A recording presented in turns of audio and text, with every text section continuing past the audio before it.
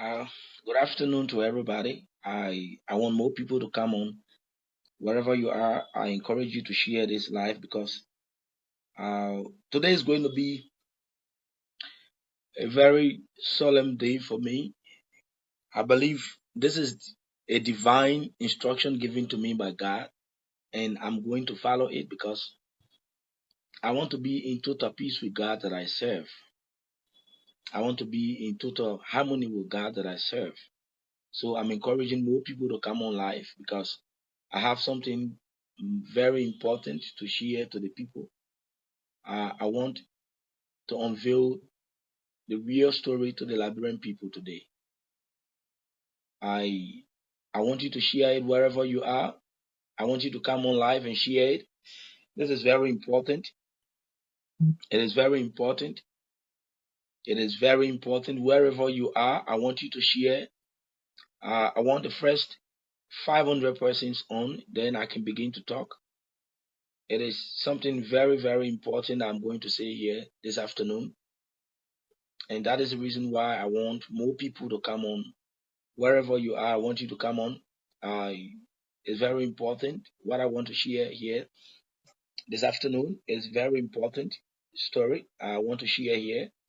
I'm waiting for the first 500 persons. Then I will begin to reveal the story that I want to explain to the people because it is important that I talk about it here this afternoon. And after today, I want to be totally gone off this medium. And whatever I have on my chest here, I'm going to say it here. Whatever I have on my chest, whatever I have been on my chest, whatever is the situation, I'm going to talk it right here. So I want more people to come on. I want wherever you are, share it to many, many other people. I want you to share because for me, I believe in nothing else but God. I've never ever served any other creature beside God Almighty. And whenever I seek God and God give me a divine instruction, I like to do it because I know how far God has brought me. I know how far God has been able to help me. I know where I was yesterday and I know where I am today. So I want to say this. I'm saying this because uh, it is an instruction given to me by God that I serve. God got something bigger that He want to do for me, but He has given me an instruction, and I'm going to follow it because I strongly believe that I owe everyone, every peace-loving Liberian, every Liberian that mean good, everyone out there that mean well for Liberia. I owe all of you this very sincere explanation that I'm making here this afternoon. I know how difficult it would be for some of you to do it, but I'm going to do it because I want God to bless me. I want God to protect me. I want God to honor me. I want God to deliver me from whatever's wrong, I've done out there to anyone. So that's the reason why I'm here. I want the first 500 persons. By the time it hit 500, I'm going to start talking right away. I'm going to start saying why I'm saying this and what led me or motivated me to say what I'm saying. So I just want the first 500 persons to come on. Okay, the number is going up. Okay, by the time we hit 500, I'm going straight to start the conversation with you here this afternoon because I believe strongly that I need so much from God, and whenever He gave me something to say, whenever He instruct me to do something for me, I believe that there is no other person that can do it for me beside God Almighty. I know how God has been blessing and protecting me. I know how powerful God has been, and I know how marvelous He remained in my life. I know how down I have gone, and I know where I am right now. I want God to bless me. I want Him to protect me. I want Him to deliver me. So I'm coming on not because of anybody. I'm coming on because I serve a true and living God, a God that does not fail, a God that have always been out there for me, protecting me and delivering me from every evil, from every harm that people have planned against my life. So that's why I'm here this afternoon to say what I'm saying. I'm not saying it because I want anything from anybody. I'm not saying it because I want favor from anyone. I'm not saying it because I want connection. I'm saying it because I want my relationship with God that I serve so much to be good because God told me that for me to seek Him, I must first seek the truth. And when I seek the truth, he said I should seek him in truth, and he will be there to protect me. So I've come here to tell you how faithful I am in God, because when he gave me instruction, I like to follow that instruction. So this is purely out of a divine calling. I'm encouraging all of you, keep sharing, keep sharing. I want the first 500 persons. The moment you hit 500, I'm definitely going to come out and say what I want to say, because I believe strongly that this is a divine instruction. This is a divine instruction that God has given me to do, because I want to be free. I want to be happy. I want to live a happier life. I want to be better. By the time you hit 500, definitely I'm going to say what I want to say. I'm not going to hold you here long. It's going to be a very short conversation here this afternoon, but I believe strongly that I have to say it, because I serve God diligently, and I have always worshiped Him. I've always gone to Him. This is the only way God can protect you, when you serve Him with all diligence and truthfulness. And I believe we all err, we all do mistakes, we all commit things that we're not supposed to do. No man is perfect, no man is right except God. So nobody can tell me that you're not supposed to do what you're doing. Nobody can say that you're not right to say what you're saying. Only God got the authority to do that. So that's the reason why I'm here to talk to you through the special grace of God. It takes the real spirit of God to do what I'm about to do here this afternoon. It takes the grace of God. You know, some of you will say, "Oh, I'm thinking about how people are going to look at me. I'm thinking about how people are going to say about me." But I'm looking at myself. I'm looking at the God that I serve. I'm looking at I've sought God. I've sought Him. I've cried to Him. I've gone to God in prayers. I have sought Him in tears. And I've asked Him, God, what can I do? And He instructed me to do what I'm doing here this afternoon. I'm kindly appealing to you, just be patient with me. The moment you hit 500, I'm going to start talking. Okay? The moment you hit 500, I'm going to start talking. It is about my wife, the president, and myself. It is about my wife, the president, and myself. This is purely about President George Weah, my wife, and myself. So I'm going to explain every situation here this afternoon. I want to take this off my chest and move on with my life. Okay? This is how it goes. First of all, let me say to you all that I'm very happy to be here this afternoon. I'm so grateful to God for keeping me alive, for making me to be stronger, and for making me to be who I am right now. I've learned a whole great deal of lessons. You know, there are times in life you reach a certain peak, and you think that that all is over, that you've achieved all. And there are times God tries to teach you a lesson so that you can come back to your conscience and realize that indeed that you were nobody. So today I'm here to say what I have to say. I met President George Weah in 2014. 2015, I lost my father. When I lost my dad, I ran to him and I told him I've lost my dad. But then he was a senator and he instructed Seward Briggs. He said, "My man, get that man something." Seward Briggs gave me money. And that was how my relationship with the president started. From there, President Weah became like a fatherly person to me. I will once upon a time visit him at his office. Sometimes I will see him and talk to him. Then came 2017. Initially, I supported the Liberty Party because my other papa too, who had helped me greatly in life, Councillor J. Fonati Kofa, I see him like a dad because what he has done for me is quite immeasurable. So he was initially supporting Liberty Party, and I decided to support him, but I was always in sympathy with CDC. But because of J. Fonati, I started aligning myself with Liberty Party. But I never obtained a membership with Liberty Party one day. So one time, I went to the Papa Fonati now. I said, "Papa, from the look at things, I don't think Liberty Party is going to win. I'm going to join the CDC." He said he wasn't happy about it. But he said, "Okay, that's your decision to make. You might begin. If you want to do it, do it." So I resigned from his office and decided to follow the CDC.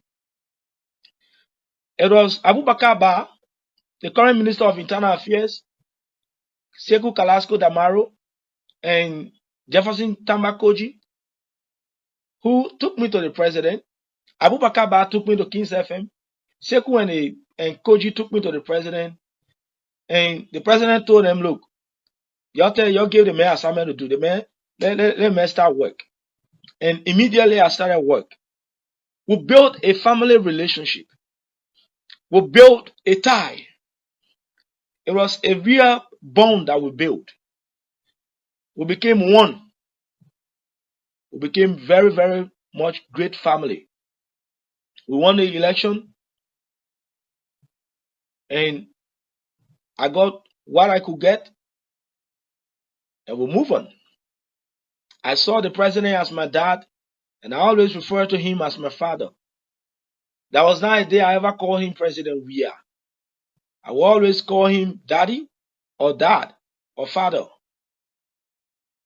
Along the way, on July 31st, out of passion, out of empathy, I wrote an article.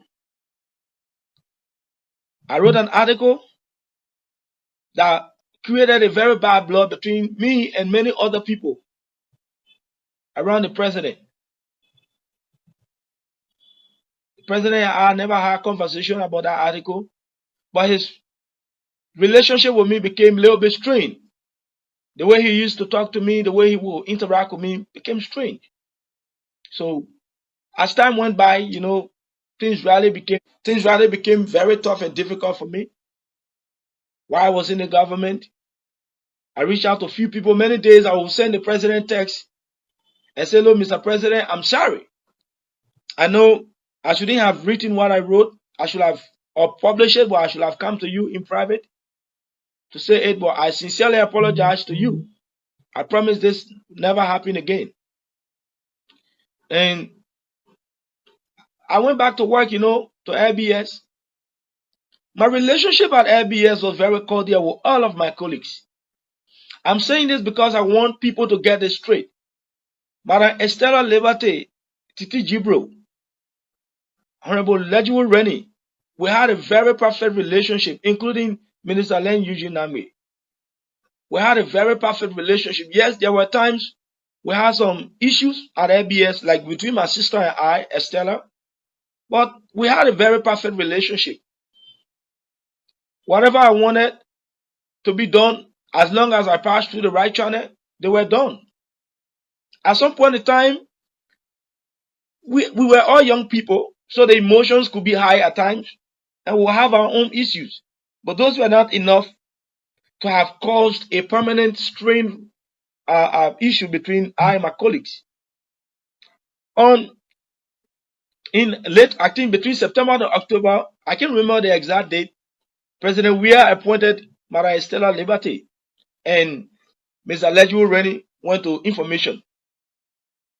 I was discouraged, not because they did not make me Director General, but I was discouraged that a man who had been like a father to me at LBS was leaving me in the hands of Estella and Titi. Because I said to him, I said, "Chief, the two people, they will not play with me here." But it was just a joke. I took Estelle and Madam Liberté Kemu. I was always very committed to serve her administration. Going heaven know my heart. Whenever sometimes she wanted to take some decisions, I would walk to her and say, "Chief, let me please talk to you on this. I think the other decision you're about to take, it will not be good." So that was it. And many times she listened to my counsel.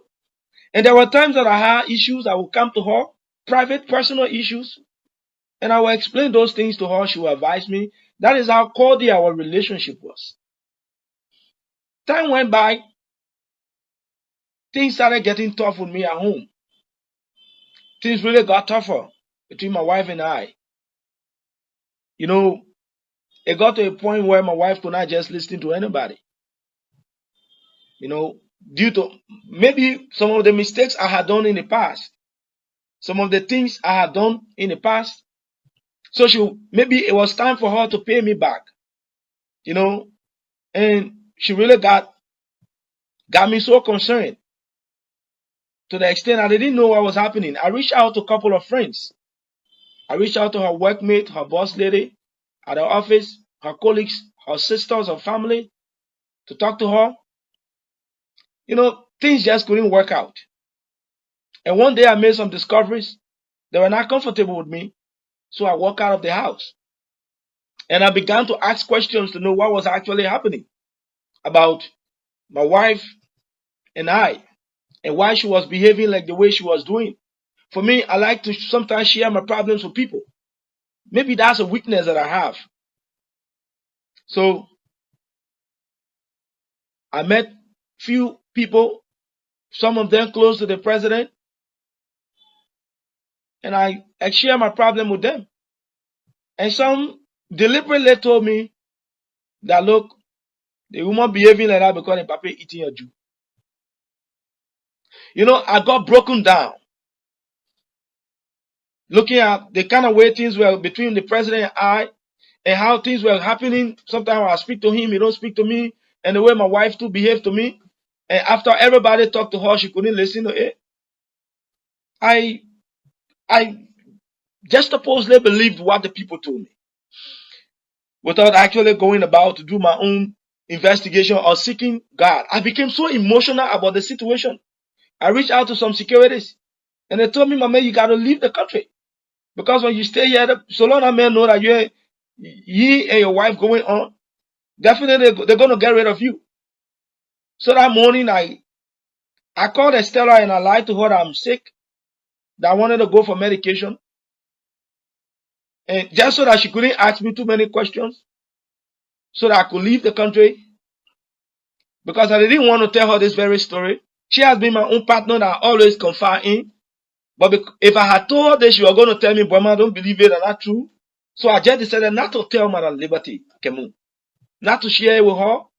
So I went home that morning, packed my things from the office, took few things rather, got in my car and I left. I crossed over to Sierra Leone. When I crossed over to Sierra Leone, I formally tendered my letter of resignation to the president.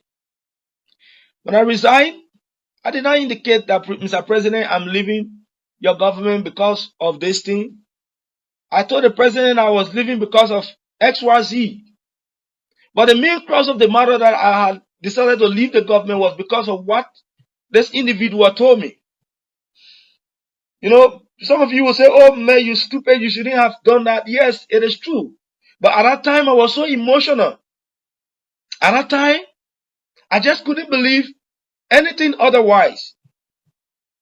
Looking at, and I can understand the point, the matter, the stain, or the situation at a given time. So I decided to tender that letter of resignation. When I resigned, a big brother called me. But before that, I had already confided in few other guys that I will not mention their name now. That, look, this is what somebody told me that is going on between the president and my wife.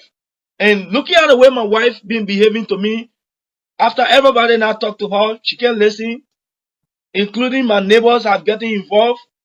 She don't want to listen. She keep telling me I can't enter the house. So I believe what they're saying. Maybe because that's the only thing I can make any woman understand to you like that. But I don't want you to publish it. Let's keep it to our chest. I'm still investigating.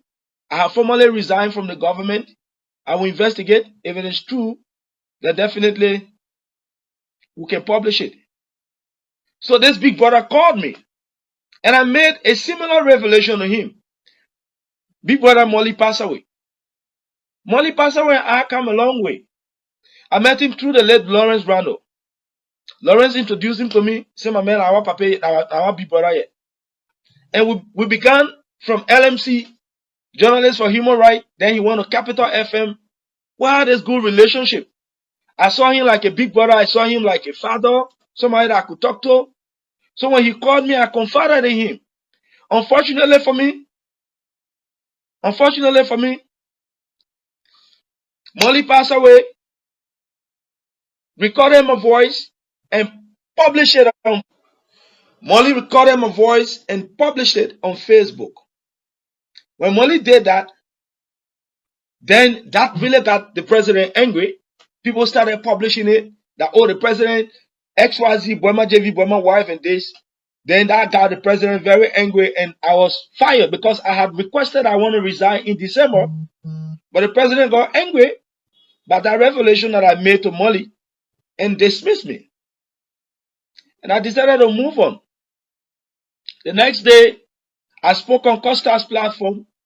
Costa asked me, and actually, I could not tell him emphatically that the president was going on with my wife, but I told him that this is something that I will not also dispute.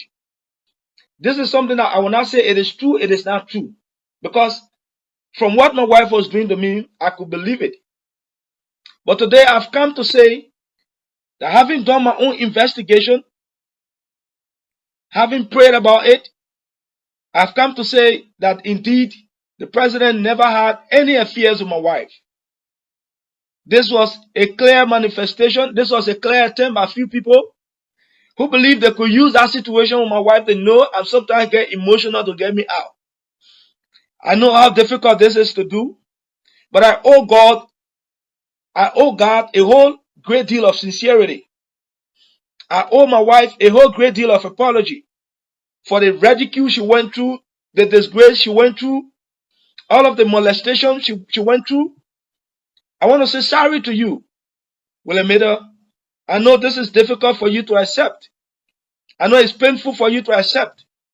But I'm here to sincerely apologize to you. I'm here to sincerely say, Mr. President, I'm sorry. I'm here to sincerely apologize to you from the bottom of my heart. I hold nothing against you. I'm not saying this to gain your favor again. I'm not saying this for your people around you to like me. I'm saying this from my heart because I prayed about it. I asked God about it. After I did everything I have to do, I've sought God in prayers, in fasting. I'm in my 21 days. I'm a winner. The Bible tells me that when I wrong people, I should come back and tell them sorry. The Bible tells me that when I hurt someone, I should come and tell them sorry. I know how things are. Yes, I messed up. I know, but it is better to mess up and rise up again. It is better to fall down and muster the courage, correct your mistakes, and move forward. I am exactly doing that today. I'm exactly correcting the mistakes that I've made. I'm exactly trying to build it up again. Because I've wronged people. I've strained marriages. I've strained relationship between the president and his own people. I don't believe I can go with my conscience free if I don't formally apologize to him. Mr. President, I want to say sorry. I want to say sorry to what this may have caused, for what this may have caused to your government. I want to say sorry to my brothers. Jefferson Koji, I know how embarrassed you've been. To the extent, even when I tried reaching out to you, you couldn't pick my call. I know how embarrassed because you are my brother. I should have reached out to you first before doing what I did. But I was bitter and I thought it was important for me to do what I did. I was misled, I was misinformed, and I did not sit down to actually weigh the situation. I take responsibility for everything that happened. I take responsibility for everything that happened. Mr. President, I sincerely apologize to you. This is from my heart. This is from my heart. I'm kindly appealing to you. I know how difficult this will be. I kindly beg you, find a place in your heart to forgive me. Find a space in your heart to forgive me. I'm kindly begging you, Mr. President.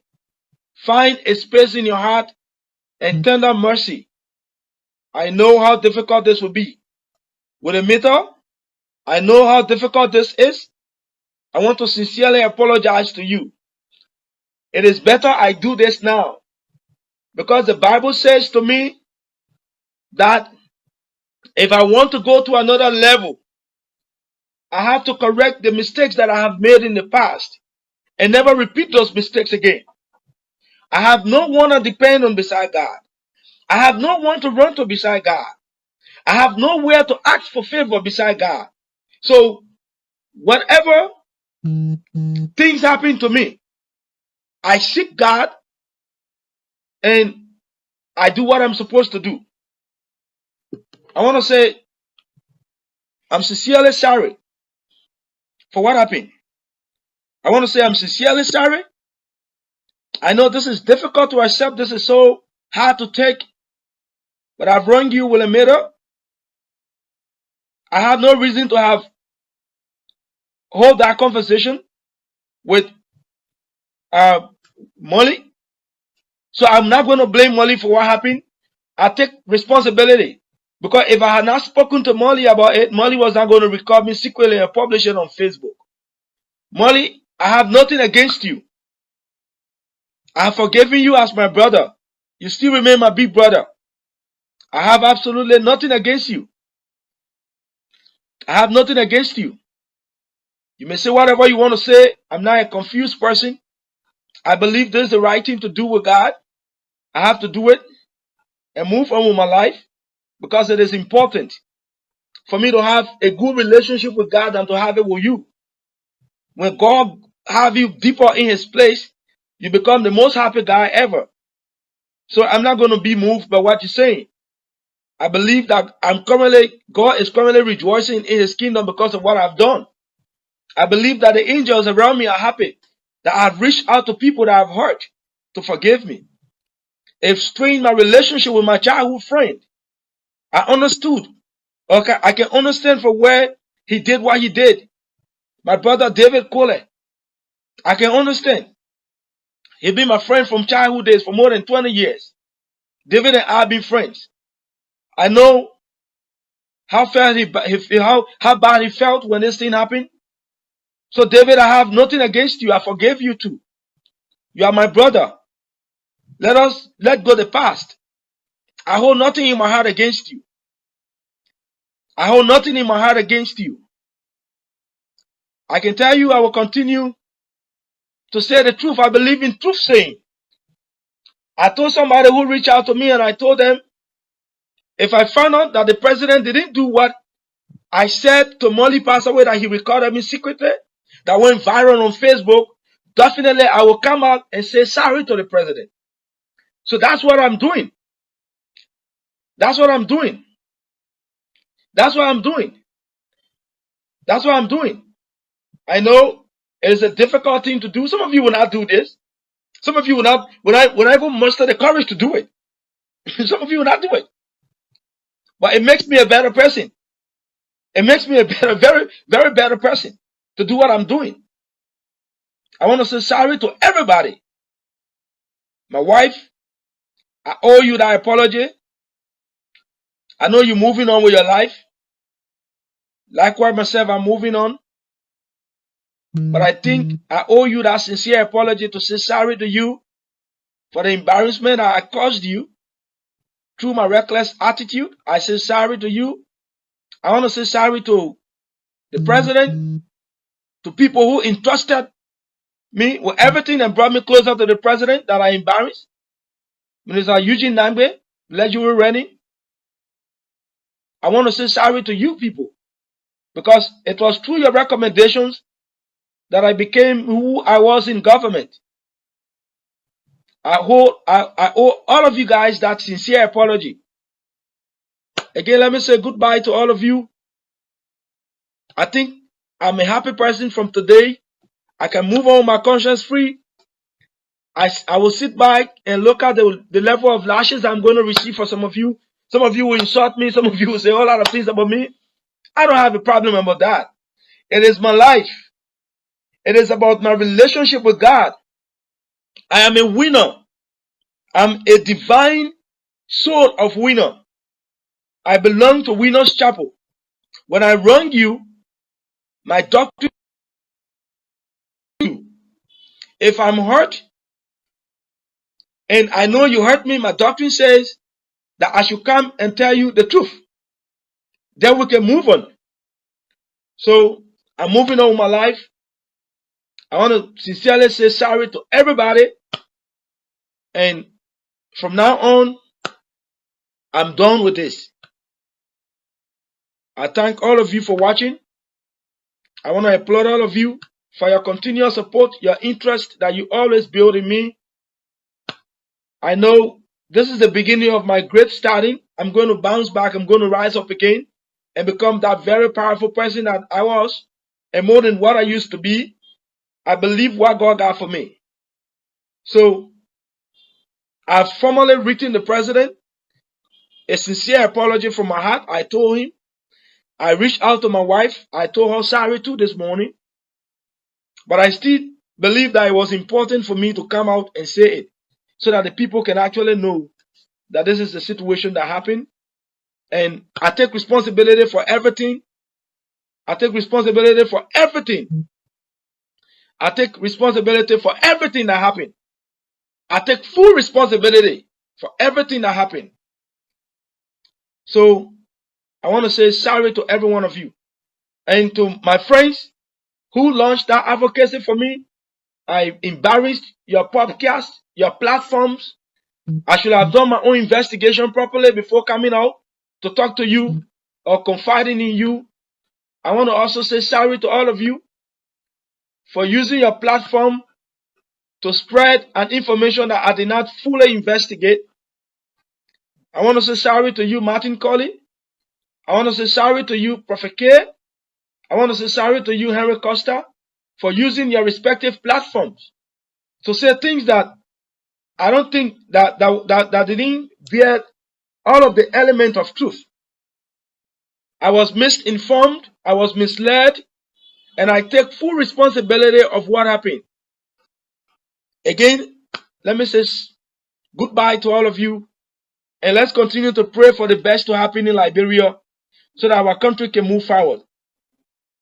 I could say goodbye to all of you. Thank you.